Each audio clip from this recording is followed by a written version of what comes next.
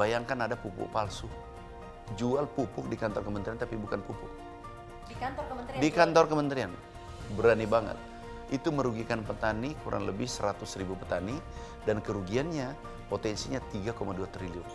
Jadi janganlah orang konglomerat bermain-main menyusahkan orang kecil. Karena ini adalah ruang ekonomi rakyat kecil. Halo, apa kabar? Saya Syazawi Sastro. Kembali kita berjumpa dalam dialog Ngobrolin Indonesia FMB 9. Kali ini temanya adalah swasembada beras dan juga fenomena serakahnomik. Berbicara mengenai capaian 1 tahun kinerja Presiden Prabowo Subianto dan juga Wakil Presiden Gibran Rakabuming Raka, salah satunya tentunya tetap terjaganya kontinuitas arah kebijakan dan juga capaian program pembangunan di sektor pertanian, khususnya produksi beras. Pada 30 Agustus 2024 Indonesia berhasil mendapat pengakuan tertinggi dari FAO, yaitu pemberian medali Agricola. Kemudian bergerak lebih maju, Presiden Prabowo lantas mendorong agenda penguatan ketahanan pangan sebagai fondasi kemandirian bangsa. Kebijakan swasembada pangan beras dan jagung secara berkelanjutan menjadi target, sekaligus salah satu program prioritas Kabinet Merah Putih. Data Kementerian Pertanian mengutip rilis dari BPS mencatat bahwa produksi beras nasional hingga Oktober 2025 diestimasi mencapai 31,04 juta ton. Apakah sekarang sudah bertambah? Kita nanti akan tanyakan. Kemudian ini berarti jumlah pasokan beras telah melampaui kebutuhan konsumsi nasional pada periode yang sama. Diperkirakan sebesar 27,3 juta ton.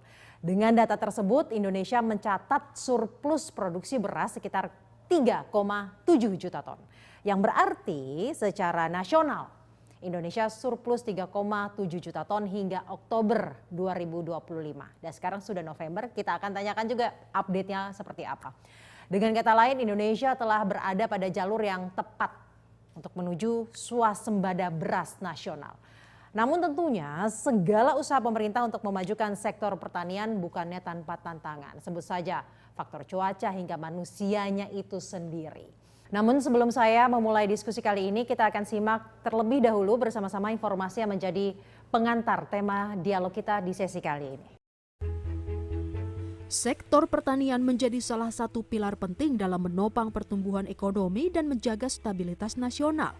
Di bawah kepemimpinan Amran Sulaiman, berbagai program strategis seperti percepatan tanam, perluasan irigasi, distribusi pupuk bersubsidi tepat sasaran, hingga penguatan cadangan pangan nasional terutama beras dinilai berdampak langsung pada masyarakat.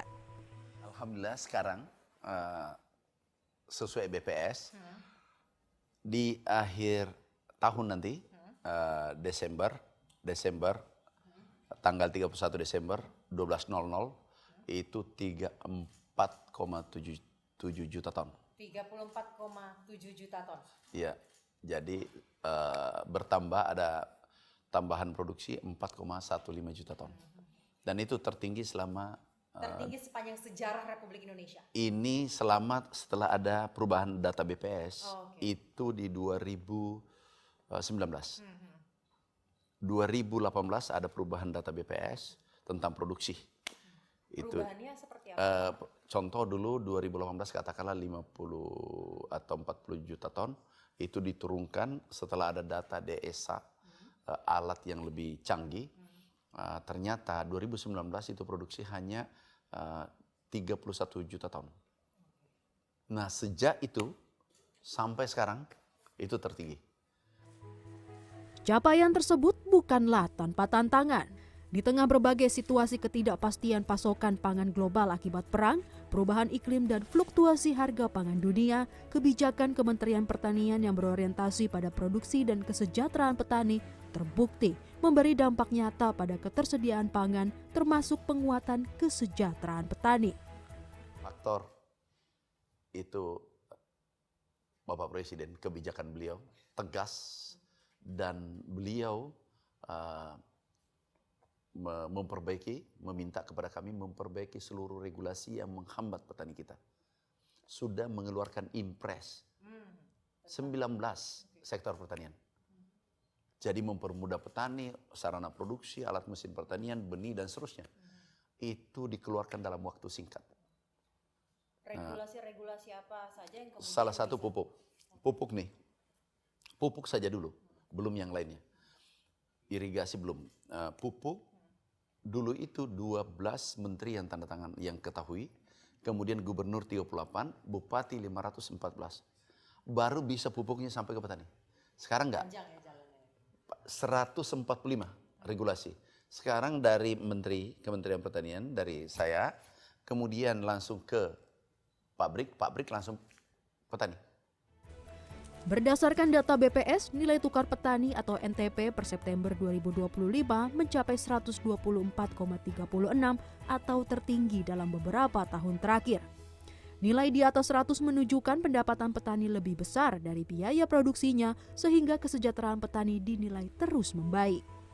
Capaian ini menjadi indikator kuat komitmen Kementerian Pertanian di bawah komando Andi Amran Sulaiman dalam memperkaya fondasi ketahanan pangan nasional. Kinerja tersebut sekaligus menegaskan bahwa kebijakan pangan di bawah pemerintahan Prabowo Subianto telah memberikan manfaat nyata bagi petani dan masyarakat luas.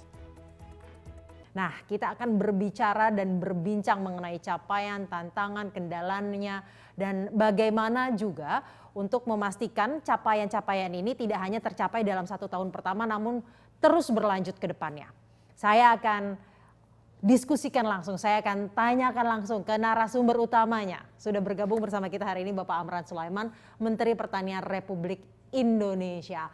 Halo Pak, apa kabar? Baik. Assalamualaikum warahmatullahi wabarakatuh. Waalaikumsalam warahmatullahi wabarakatuh. Namun Pak, sebelum kita mulai ngobrol-ngobrolnya, saya mau mengingatkan bagi rekan-rekan media yang ingin mengikuti dialog melalui Zoom dan ingin mengajukan pertanyaan kepada Pak Amran, silakan menuliskan pertanyaannya di kolom chat Zoom dan nanti akan saya bacakan saat sesi tanya jawab berlangsung. Jadi kita akan ngobrol terlebih dahulu, nanti saya akan buka sesi tanya jawab dan akan saya bacakan pertanyaan rekan-rekan media.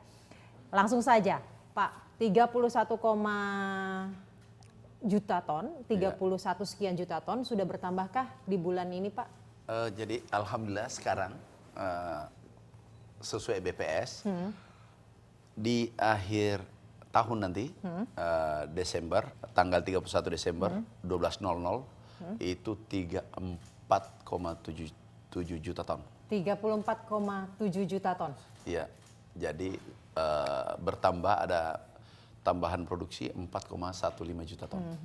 Dan itu tertinggi selama tertinggi sepanjang sejarah Republik Indonesia. Ini setelah ada perubahan data BPS. Itu di 2019. 2018 ada perubahan data BPS tentang produksi. Perubahannya seperti apa Pak? Contoh dulu 2018 katakanlah 50 atau 40 juta ton. Itu diturunkan setelah ada data DSA, alat yang lebih canggih. Ternyata 2019 itu produksi hanya 31 juta ton. Nah sejak itu sampai sekarang itu tertinggi. Wow. Ini dulu hanya naik 0,5 bahkan turun. Di 2024 itu terendah, itu 30 juta ton. Alhamdulillah ini langsung naik tajam. Faktor apa Pak yang krusial yang kemudian bisa kenaikannya cukup ekstensif? Faktor itu Bapak Presiden, kebijakan beliau tegas dan beliau memperbaiki, meminta kepada kami memperbaiki seluruh regulasi yang menghambat petani kita. Sudah mengeluarkan impres 19 sektor pertanian. Jadi mempermudah petani, sarana produksi, alat mesin pertanian, benih dan seterusnya. Itu dikeluarkan dalam waktu singkat. Regulasi-regulasi apa saja yang kemudian salah satu bisa... pupuk. Pupuk nih. Pupuk saja dulu, belum yang lainnya. Irigasi belum. Pupuk dulu itu 12 menteri yang tanda tangan, yang ketahui. Kemudian gubernur 38, bupati 514. Baru bisa pupuknya sampai ke petani. Sekarang enggak. Panjang ya jalannya ya. 145 regulasi. Sekarang dari menteri, Kementerian Pertanian, dari saya, kemudian langsung ke pabrik langsung petani. Peraturannya dipangkas begitu banyak ya? Dipangkas habis. Itu satu. Yang kedua, yang menarik pupuk volumenya ditambah 2 kali lipat dari rencana. Tapi yang lebih menarik tidak pernah terjadi itu pupuk setiap tahun kan naik nih. Ya. Ini turun 20%. Dengan efisiensi, efektif, produktif. Anggaran tetap sama. Tapi harganya turun 20%. Jadi kemudian itu juga sangat membantu petani ya? Sangat membantu petani kita dan itu membuat petani kita bahagia. Berarti itu artinya ada harga yang kemudian ditetapkan juga oleh pemerintah? Iya, mengenai pupuk ini jadi harga pupuk subsidi turun 20%. Yang pertama yang baru-baru ini dirasakan petani Indonesia. Waktu kami pertama dilantik, kami keliling Indonesia, tonnya 1, teriakannya pupuk kurang, langka, harganya mahal. Sekarang volumenya sudah ditambah, dipermudah distribusinya, hanya menggunakan KTP, kemudian harganya turun 20%. Ini baru pupuk nih, baru 1 pupuk. Baru nih. 1? Baru pupuk. Irigasi juga demikian. Oke. 2 juta hektar target kita perbaiki sampai 2026. Nah ini adalah kebijakan yang spektakuler oleh Bapak Presiden. Luar biasa. Itu artinya sebenarnya banyak simpul-simpul ataupun mafia yang kemudian terpangkas. Ya pasti. Ada juga pupuk palsu. Karena hubungkan ke mafia tadi. Pupuk palsu ada yang speknya dikurangi 30%, macam-macam. Ada minyak goreng dikurangi ukurannya, kemudian beras beras premium padahal bukan premium, medium padahal bukan medium. Ini macam-macam. Ini seperti hutan rimba yang kita babat. Tapi Bapak Presiden sangat mensupport dan yang mengharukan, kadang kalau saya menghadap selalu titip, layani rakyat kecil, bantu rakyat kecil. Oh siap Bapak Presiden, bela mereka, mafia-mafia dan afiliasinya dalam bentuk apapun. Memang selama ini seperti apa sih Pak? Yang kemarin yang kami temukan, bayangkan ada pupuk palsu. Jual pupuk di kantor kementerian tapi bukan pupuk. Di kantor kementerian Di jualnya? kantor kementerian. Berani banget. Itu merugikan petani, kurang lebih 100.000 petani. Dan kerugiannya potensinya 3,2 triliun. Nah kalau ini sudah bertahun-tahun. Kok bisa tapi Pak? Ya ini aku bertanya juga. Sama-sama bertanya ya akhirnya. Nah jadi ini kita beresin semua. Dari hulu ke hilir kita perbaiki. Dan hasilnya sekarang nyata. Stok tertinggi sepanjang sejarah. Kemudian cadangan kita, CBP kita tinggi sepanjang sejarah. CBP terakhir berapa Pak? Kalau data yang kami dapatkan 4,2 juta ton. Sekarang 3,8. Prediksi kami minimal di akhir tahun nih. Itu 3,2 juta ton. Padahal 57 tahun tidak pernah lebih dari 2 juta ton. Ini faktornya apa juga Pak? Selain pupuk, irigasi? Kami itu kebijakan. Regulasi dulu kita perbaiki. Kemudian sarana produksi. Ada irigasi, ada pupuk, ada alat mesin pertanian, ada benih unggul dan seterusnya. Ini diperbaiki satu-satu. Bahkan untuk memudahkan keluhan petani, kami buka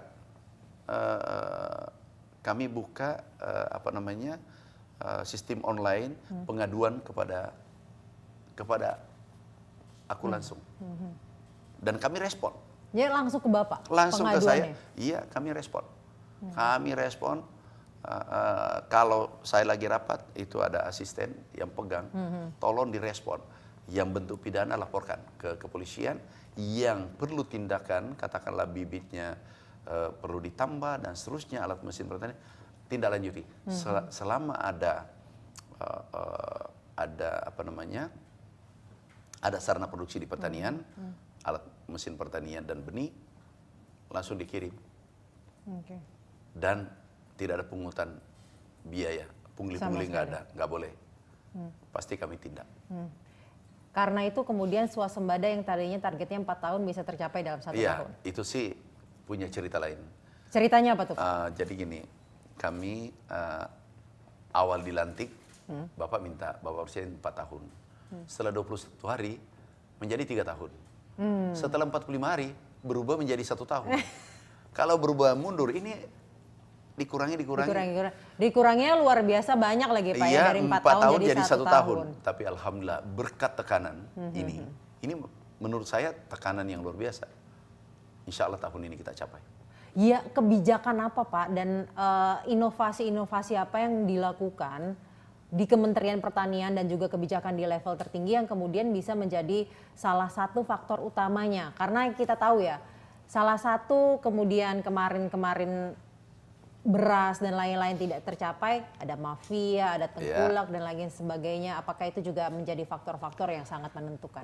Kami mulai dari regulasi. Ya. Impres yang keluar dari Bapak Presiden, mungkin ini tertinggi dalam sejarah juga. 19 impres keluar, 18 impres keluar, itu selama 1 tahun. Ini mungkin tertinggi sektor pertanian. Ya. Kemudian yang kedua, beliau minta Serakonomics yang mafia-mafia korupsi diberesin. Gimana cara Kementerian Pertanian Nah, membereskan kami itu? mengecek dengan ada Satgas Pangan. Ada kepolisian, ada TNI, ada kejaksaan membantu kita kolaborasi. Kita dapatkan dari luar maupun dari dalam, kita beresin. Yang tersangka sampai hari ini 75. Dan ini orang-orang besar. Permainan mereka memang seperti apa Pak? Jadi yang pertama kalau di kantor pupuk palsu. Jadi ini bukan pupuk, sampah. Ya kalau sampah masih mending, itu bisa jadi pupuk organik. Ya. Ini adalah bukan sampah organik juga yang bisa jadi ya, pupuk. ini itu kalau sampah masih bisa jadi pupuk. Ini adalah seperti tanah biasa. Tidak ada haranya, hampir tidak ada. Ini dijual, bayangkan ke negara. Gimana ke petani? Negara saja ditipu apalagi petani. Nah, ini harus kita bina, maksud saya binasakan. Ini nggak boleh dikasih ampun. Nah, kemudian setelah itu regulasi, kemudian korupsi di kementerian, kami copot, kami pecat. Ada Sudah pidana. berapa Pak? Ini kalau totalnya ini 75 tersangka, yang kami beri sanksi di pertanian mungkin sudah 60-an. Dan ada juga tersangka. Ada tersangka di penjara. Mainnya di mana Pak kira-kira kalau Jadi dia bermacam-macam. Mereka kerjasama. Jadi ada satu orang minta fee 27 miliar. Yang terrealis menganggap bahwa bisa menentukan, menjanjikan proyek di pertanian bahwa bisa menentukan. Itu 27 miliar. Nah, terrealisasi 10 miliar. Aku tanya, aku pecat. Dan kirim ke penegak hukum. Mereka tersangka. Ini salah satu contoh. Ini kalau kita biarkan sama dengan beternak kejahatan. Masa kita mau ternakkan kejahatan di Republik ini? Kita berkorban 75 atau 100 orang yang kita beri sanksi atau pidanakan, tetapi menyelamatkan 286 juta orang. Itu pilihannya. Ada yang mengatakan, Pak Mentan terlalu tegas, terlalu kejam. Aku balik, yang kejam itu yang diam. Ada kejahatan lewat tapi dia kejam. Kenapa? Kenapa dia kejam? Dia beternak kejahatan, akhirnya kejahatan ini berkembang biak, kemudian akan menyengsarakan 286 juta orang. Menyusahkan. korbannya lebih banyak. Korbannya lebih banyak. Petani 160 juta korbannya. Tapi yang berbuat hanya 10 orang, 50 orang, 100 orang. Ini yang harus diberesin. Ini parasit. Ini yang harus ini penyakit ini. Terus kadang kita boleh berdebat. Saya katakan yang kejam siapa? Yang menindak pelaku kejahatan atau yang membiarkan pelaku kejahatan. Kalau menurut aku nih, yang melakukan pembiaran itu paling kejam. Tapi biasa kita terbalik, dianggap ini orang baik. Orang yang diam melihat kejahatan, dianggap orang baik di Republik ini. Ini terbalik-balik. Justru yang bertindak itu yang harus disupport. Katanya berisik Pak, kalau bertindak tuh katanya berisik gitu. Memang berisik. Dan harus berisik. Dia harus berisik demi merah putih. Tidak ada, kalau gini Mbak Sasha ya, kalau mau tangkap ikan paus, pasti airnya ini seberapa berombak. banyak Pak ikan paus di Iya banyak lah, pangan? banyak lah. Tapi yang jelas baru 75 tertangkap, tersangka. Berbicara mengenai ikan paus Pak, salah satunya kan kesejahteraan petani juga. Harganya, harga beli gabahnya. Sekarang kan sudah dipastikan oleh pemerintah 6.500. Iya. Bagaimana tuh Pak ceritanya Nah, Pak? tahu, Itu bisa memangkas ini berapa banyak? Ini dampaknya nih. Dampaknya, saya baru rapat dengan Bulog. Coba kita hitung ya. Kalau kenaikan kemarin 1.000 katakanlah, dari 5.000 jadi 6.000. Ya. 6.500 6.500. 5.500 naik ke 6.000 ya. Itu Rp1.000 saja. Kalau produksi kita 65 juta, itu naiknya 65 triliun. Kenaikannya saja. Ya. Karena harganya bagus, petani bersemangat tanam. Oke. Karena pupuknya tersedia, petani bersemangat tanam. Dan harganya murah tadi karena ya? murah di diskon. Tahu nggak kenaikannya 20% sekarang permintaan pupuk dari pupuk Indonesia. Karena ini petani bersemangat, tahu produksi naik 4 juta ton. 4 juta ton kali katakanlah 10 atau 13 beras, itu 60 triliun. Totalnya kurang lebih kenaikan ini karena baru beras nih 120 triliun. Karena kebijakan yang tepat. Tambahan anggaran berapa? Hanya 15 triliun. Sorry, ada 15 triliun. 15 triliun tambahan anggaran di pertanian, tapi baru padi, belum jagung, belum sayur, belum tanaman lainnya, belum bawang, itu sudah bertambah 120 triliun. Itu hitungan-hitungan kita. Sejalan itu NTP kita pertanian, targetnya Menteri Keuangan ke kami, pemerintah, termasuk komitmen kami dengan Komisi 4, itu 110% NTP nilai kesejahteraan petani. Kami capai 124%. Sudah melebihi. Sudah jauh melebihi. Dan itu artinya apakah kebijakan-kebijakan ini bisa benar-benar memberantas mafia gabah, mafia? Oh pasti. Kemarin harga telur naik, aku cuma panggil. Harga telur, harga ayam Pak naik, saya curhat jadinya Pak. Iya, itu di bawah HET. Jangan pakai rasa, pakai rasio dong. Kita HET ayam, harga ayam masih di bawah. Harga telur memang yang naik Harga sekali. telur naik, tapi itu naiknya Rp6 per butir. Karena HET-nya 30, kemudian 30.600 per kilo. Ya kan? Nah, sekarang kami kumpulkan kemarin. Di mana nih? Dari hulu hilir. Peternak mengatakan harga saya jauh di bawah, hanya 26.000, 24.000 per kilo. Tapi di pasar 30 lebih. Aku cek lagi di mana. Ternyata apa? DOC-nya naik. Siapa nih pabrik DOC anak ayam tuh? Aku minta dinaikin 30%. Saya katakan turun. Tinggi ya? Saya katakan turun. Langsung turun, bergembiralah peternak-peternak kecil. Itu salah satu contoh. Kemudian pakan, turunkan. Kita beri pakan subsidi. Selesai. Tetapi ini harus kita bangun sistem yang permanen. Sistemnya adalah kita akan membangun ekosistem untuk ternak ayam, yaitu membangun pabrik pakan untuk menghasilkan juga DOC dari hulu ke hilir. Kemudian hilirnya adalah peternak. Jadi nanti ada yang salah paham nih. Dipikir pemerintah membangun peternakan kecil, mengganggu. Enggak. Kita ini membangun pabrik pakan, pemerintah yang bangun, kemudian menyiapkan DOC, vaksin dan seterusnya. Ini pemerintah memberi harga yang layak kepada peternak. Baru kemarin langsung tepuk tangan peluk saya. Oh gitu Pak, iya tidak mungkin pemimpin ingin rakyatnya menderita. Enggak mungkin pemimpin mau merugikan rakyatnya, apalagi Pak Prabowo, Pak Presiden. Itu, lihat saja rakyat kecil. Biasa beliau sangat terharu dan matanya berkaca-kaca. Aku lihat beliau adalah pemimpin kita yang peduli. Berarti sebenarnya memberantas serakah nomiks ini benar-benar sudah dilakukan? Oh iya, tapi ini harus perlahan, tapi pasti. Hampir di pertanian, mulai pupuk palsu, kemudian di internal kami beresin. Kalau aku dapat, aku pecat. Asal aku dapat pegawai yang bermain-main, kolusi, korupsi, aku pecat.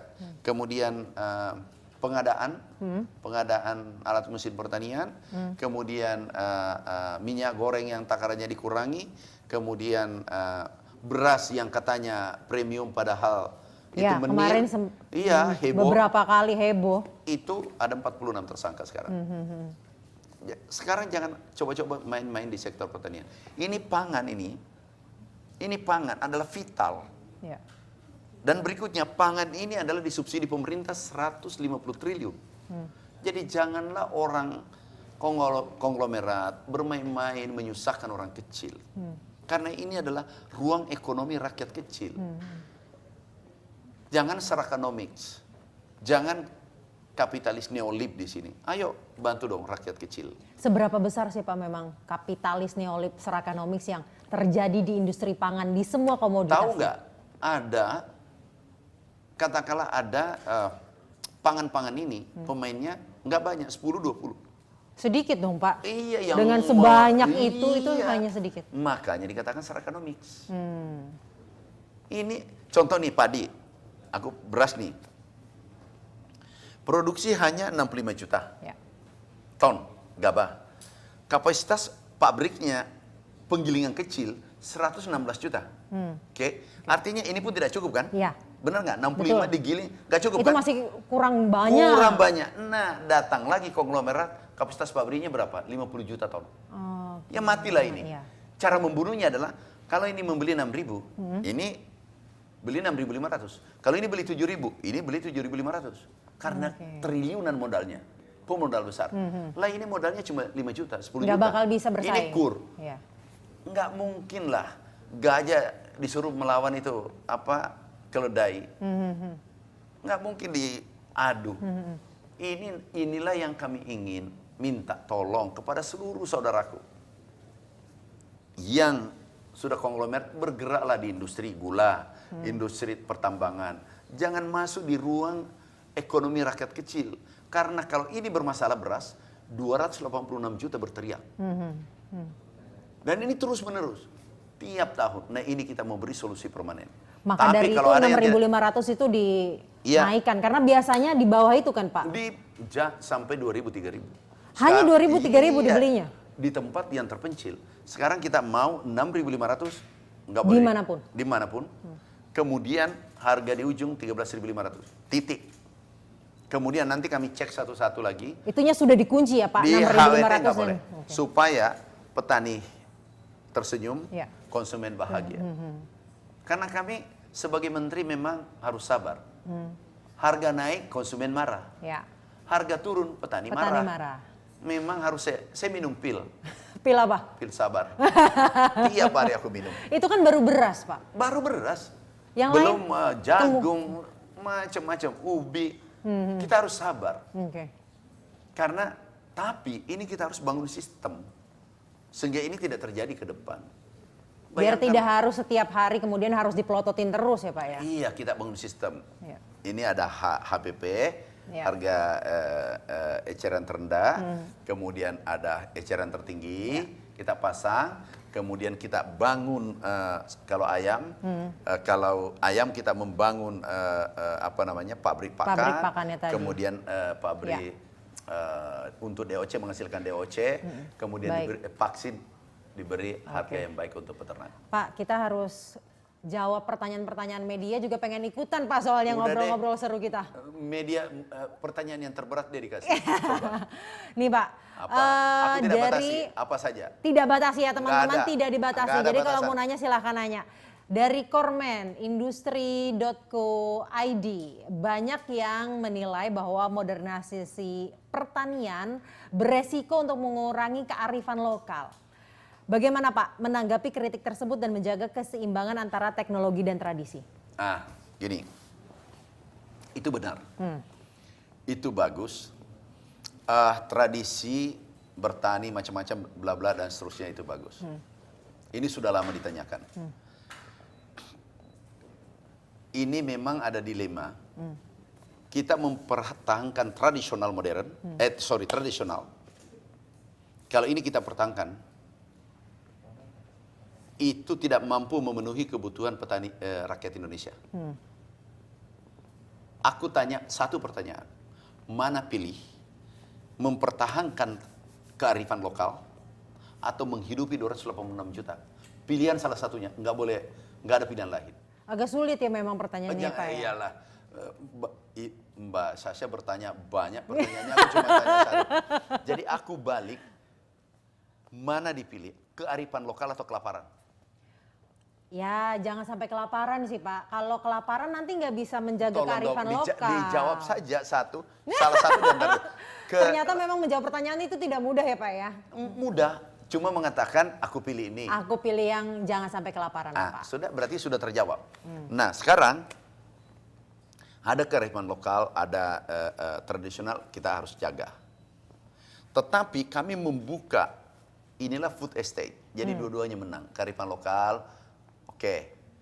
Nah tapi sisi lain kita membangun food estate yang selalu digaungkan. Karena penduduk bertambah tiap tahun 3,5 juta. Dari mana pangannya? Ya. Kita membangun food estate, disinilah kami membangun klaster 3 juta hektar. Oke.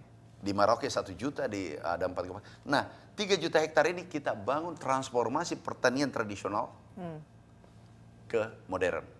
Oh, okay. Apa tujuannya? Dulu tanam 1 kali jadi 3 kali. Dulu produksinya 3 ton menjadi 7 ton. Dan itu Bapak Presiden tanya langsung di lapangan. Kemudian ini semua menggunakan full mekanisasi. Karena lahan baru kan. Nah kami dorong. Kemudian biayanya turun 60%. Yang dulu kan kita buru-buru tanam nih. Ya. Karena hujan tidak bisa diatur. Ya. Nah dulu. Apalagi sekarang Pak. Nah apalagi sekarang. Dengan perubahan iklim drastis. Nah dulu tanam nih 1 hari. 1 hektar itu 25 hari. 1 orang tanam. Oke, 1 hektar 20. Sekarang 1 hari 25 hektar. Pakai drone. Jauh sekali perbedaannya Pak. Lah itulah butuhnya teknologi. Iya, iya. Jadi yang mau bertahan katakanlah ada jenis padi, ada kearifan lokal kita, ada jenis pandawangi macam-macam, ini harus dijaga. Ya. Nah, kemudian plasma nutfah kita harus jaga. Tetapi satu sisi kita untuk mempersiapkan generasi kita, anggaplah kita antisipasi 400 juta, 500 juta penduduk Indonesia, pangannya harus disiapkan dari sekarang. Ya. Karena tidak bisa, itu instan. Nah, kita siapkan 3 juta, kalau ini digarap baik, hampir pasti 20 tahun, kalau ini lancar, 20 tahun ke depan, sampai 40 tahun itu kita tidak impor. Bahkan bisa mensuplai negara lain. Jangan sampai kemudian saking kita mau menjaga kearifan lokal tapi nggak bisa makan akhirnya Pak ya. Yang ingin masih bertahan, nggak apa-apa. Tetapi kita tidak boleh tidak mempersiapkan, membiarkan saudara kita kelaparan ke depan. Ya. Nah sederhana pilihannya tadi, lapar atau kearifan lokal, itu aja. Siap. Pak, pertanyaan selanjutnya, bagaimana kementerian menyiapkan regenerasi petani muda agar tertarik dan mampu mengelola pertanian modern ke depannya Pak? Ini menarik. Inilah kita rancang, sekarang ada 27.000. Sekarang sudah 30-an ribu petani milenial. Muda? Iya, ikut. Mereka tertarik. Bagaimana kemudian Kementerian Pertanian bisa meyakinkan mereka? Kan pasti setiap pekerjaan harus menarik. Ya. Nggak bisa dipaksa. Ya. Milenial dengan generasi Z nggak bisa dipaksa. Jangankan itu generasi kolonial saja nggak bisa dipaksa. Ya. Apalagi milenial. Nah sekarang kita siapkan apa yang menarik? 1, teknologi. Siapkan teknologi, generasi muda datang. Ya. Yang kedua, menguntungkan. Nah ada testimoni di Merauke, Kalimantan, dan Aceh. 3 testimoni. Pendapatannya berapa? 24 juta, ada 20 juta. Itu di atas gaji menteri. Wow. 1 bulan? 1 bulan, bersih. Tapi bersih itu? Bersih. Bukan omset? Bukan. Itu bersih dan itu testimoni mereka. Ada nanti aku kirimi. Itu penghasilannya di atas gaji menteri. Gaji menteri 19. Jadi bagaimana merubah mindset bahwa pertanian menjanjikan. Negara-negara lain yang kaya itu dari pertanian. Dan seharusnya memang Indonesia bisa itu Karena untung dari situ. ini keunggulan komparatif kita. Ya. Kita ini negara agraris, berada di garis khatulistiwa. Ya. Dan ada yang menarik penelitian oleh BPS 2020. Kalau 1.900 uang berputar di hulu, di pertanian, katakanlah, ini bergerak sampai hilir, itu 57.000 triliun. Wow. Karena hulu bergerak, transportasi bergerak, Semua akhirnya pabrik ikut bergerak, semua. Efek dominonya kemudian terjadi ya Pak? Sampai di hilir. Oke. Nah, kita ini salah satu contoh juga kelapa. Kelapa kita nomor 1 dunia. Nah kelapa ini kita ekspor 24 triliun. Kalau kita olah baru ekspor, itu 100 kali lipat. Ya. Artinya kalau 24 triliun kali 100, itu 2.400 triliun. Itulah mimpi Bapak Presiden. Itulah gagasan besar. Dan itu memang harus dikerjakan oleh anak-anak muda juga, karena yang akan meneruskan adalah generasi muda. milenial dan yang ke bawah. Nah, ada di sana negara lain itu, dia berubah, konsumsinya berubah, pangannya berubah, dari coconut meal, dari susu menjadi coconut meal, bergeser. Dari kelapa. Dan mestinya Indonesia bisa. Sudah kita resmikan, kami baru pulang dari Maluku Utara, sudah kita ekspor, kita memulai tahun depan 2 yang jadi. Dari pemerintah kalau tidak salah ada 20 kita akan bangun. Jadi kita hilirisasi. Semoga bertambah terus ya Pak. Pak, tapi saya harus potong karena ada pertanyaan. Banyak Pak soalnya pertanyaannya. Bertanya sebebas Bebas-bebasnya. Ini dari Fajarel, Koran Rakyat Merdeka. Apa indikator paling meyakinkan bahwa swasembada beras bisa dipertahankan secara berkelanjutan? Karena kan sudah dicapai. Untuk mempertahankan susah kan. Kemudian terutama untuk menghadapi cuaca ekstrim dan juga perubahan iklim di tahun-tahun ke depan. Orang sekarang tahun ini aja udah nggak jelas Pak cuacanya. Sekarang sudah swasembada ya. Ya. Bagaimana mempertahankan? Ya. Orang mengatakan mempertahankan lebih sulit daripada membangun. Ya. Lah aku balik, mempertahankan lebih mudah daripada membangun. Kenapa Pak? Pertama, kita buka 3 juta. 3 juta hektar klaster baru di 4 provinsi terbesar. Papua Selatan, Kalimantan Selatan, Sumatera Selatan, Kalimantan Tengah. Nah, kalau 3 juta ini jadi, jelek-jeleknya, katakanlah ini produksi 10 ton, 1 tahun. 2 kali tanam. Berarti itu kalau 10 kali, itu berarti 30 juta ton. Bagi 2, 15 juta ton. Kalau 3 kali tanam, 45 juta ton. 45 dibagi 2 berarti 22,5. 22 juta ton surplus. Nah, kalau dia jadi beras, katakanlah 10 juta ton. 10 juta ton, sekarang kita sudah surplus 4 juta, berarti 14 juta ton. 14 juta ton, 20 tahun tidak ada impor. Baru 1 tuh. Dan kita bangun cluster food estate ini di tempat yang ada air melimpah, Kalimantan, Papua. Yang keliru kalau kita bangun di tempat yang tidak ada air, nah, itu masalah besar. Tapi kita membangun sawah, cetak sawah berdasarkan keunggulan komparatif. Air melimpah, tanah flat, udah tanam. Ada yang mengatakan, Pak, tidak bisa karena ini airnya asin. Kan ada asin airnya. Ada. Ya, kita buat bibit yang bisa menyelesaikan air asin. Itulah Jepang kemarin Menteri Pertaniannya datang belajar. Nah, kita membuat tanah kering, ada apa di Gogo, kita membuat bibit yang bisa beradaptasi dengan kekeringan. Kondisinya itu. Iya, jangan kita harus kreatif. Makin banyak tantangan, mana yang bisa kita kontrol itu yang kita lakukan ya Pak ya. Baik. Pertanyaan lagi Pak, dari Januar bulir.id. Sejauh mana modernisasi pertanian pemerintahan Prabowo memberikan kontribusi langsung terhadap program makan bergizi gratis? Sederhana jawabnya, sudah surplus 4 juta. 4 juta itu ke pangan bergizi. Bayangkan kalau 4 juta surplus itu tidak ada pas-pas, gimana? Permintaan naik, tapi tidak ada 4 juta ton kelebihan tadi. Ya buyar ini, cari impor terus, ingat dulu pemerintah lalu, kita mau impor tapi 22 negara menahan ekspor. Apa tidak kelebahkan? Ya itu kontribusi mekanisasi, kebijakan semua. Hasilnya 4 juta ton. Itu kurang lebih 50 triliun. Jadi kontribusinya benar-benar langsung sebenarnya. Sudah ada di gudang hasilnya. Dan ini nanti kalau sekarang sudah dibagikan nih, SPHP macam-macam ke MBG-MBG yang butuhkan. Sudah siap. Dengan harga sudah nyata. Dengan harga yang tahu harganya 11.000, 11.500. 11.500 iya, Pak harganya. Maksimal 12.500 SPHP. Itu 1 juta lebih. Kita siapkan ton. Dan itu sudah pasti. Tahu Mbak Syasha, di saat negara lain, bahkan Amerika krisis, kita baca baru-baru ini, Filipina, Jepang. Kita bersyukur di saat negara lain krisis pangan, Indonesia swasembada dan surplus. Stoknya banyak. Iya, Dan itu penting ya Pak ya. sangat penting. Dan selanjutnya ke depan Pak, ini saya sudah harus menutup sebenarnya. Oke. Selanjutnya ke depan, swasembada beras sudah dicapai. Oke. Swasembada apa lagi yang akan menjadi target tahun depan? Gini, hilirisasi. Kalau sekarang kita nih beras, jagung, insya Allah aman, telur, ayam, bawang merah. Ke depan, bawang merah ke depan untuk pangan, kedelai. Dan kedelai yang menjadi prioritas. Nah ini harus diselesaikan, harus buat program khusus. Tahun depan kita uji coba kurang lebih 100.000 hektar kalau tidak salah. Kita uji coba produktivitas tinggi.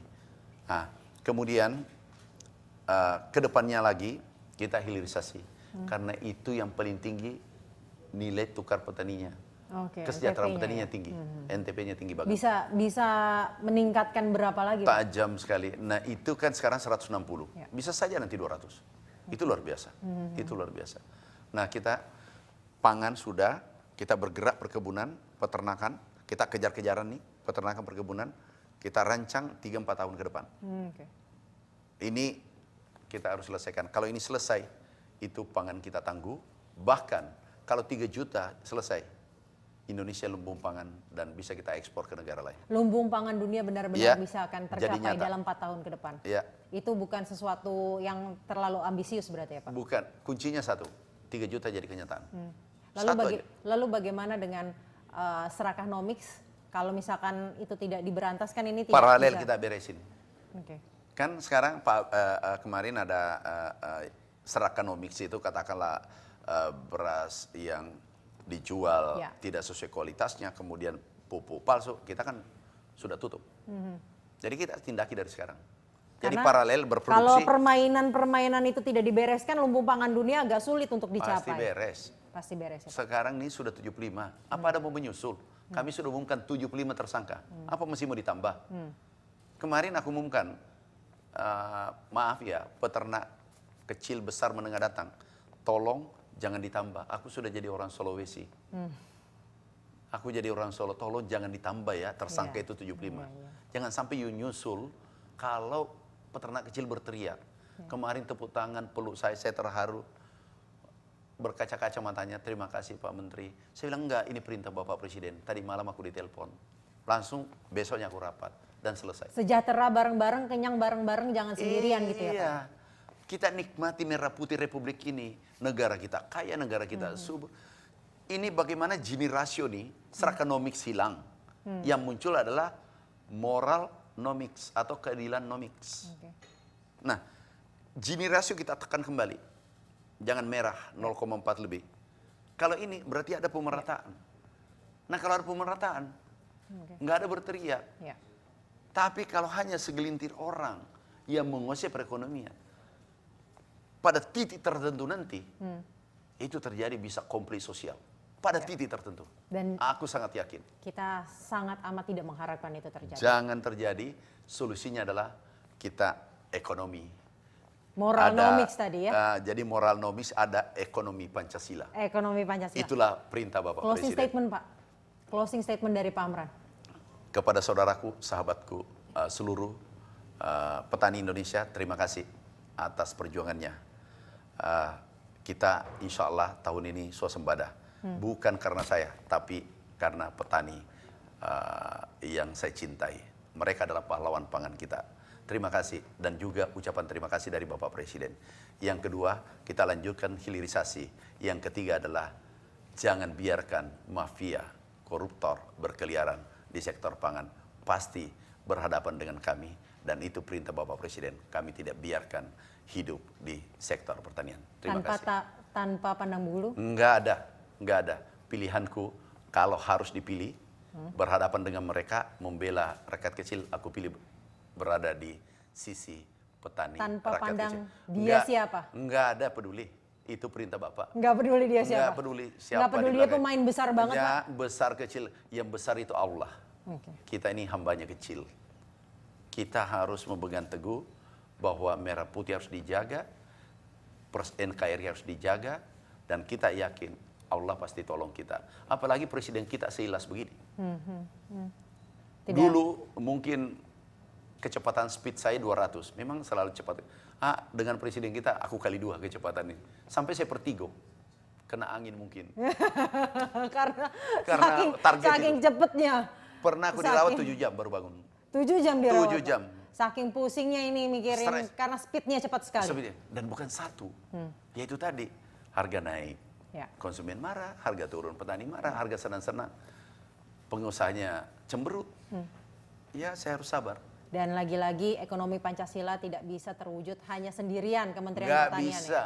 Teman-teman ada TNI, ada Polri, ada Kejaksaan, ada Kemendagri, Gubernur, Bupati, PPL, Babinsa, bukan saya, kita semua anak bangsa, termasuk media. Ya, dan tentunya Media yang tidak punya hidden agenda, dan tidak punya agenda terselubung.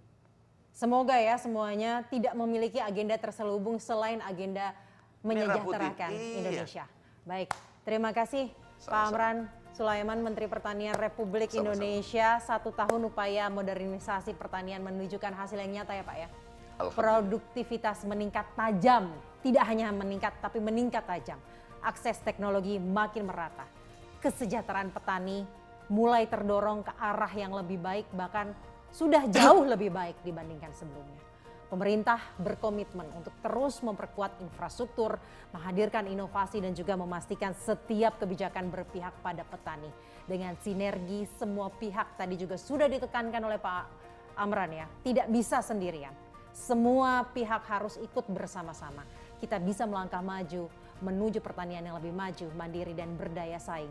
Modernisasi bukan lagi pilihan tetapi keharusan untuk menjaga ketahanan pangan di masa ini dan masa depan bangsa. Dan demikian dialog FMB 9 ngobrolin Indonesia kali ini. Terima kasih sekali lagi Pak Amran Sulaiman atas waktunya yang mestinya kejar-kejaran terus tapi mau menyempatkan waktu berdialog bersama kami. Dan juga kami ucapkan terima kasih kepada rekan-rekan media yang sudah hadir. Saya Syazawi Sastro undur diri, sampai jumpa.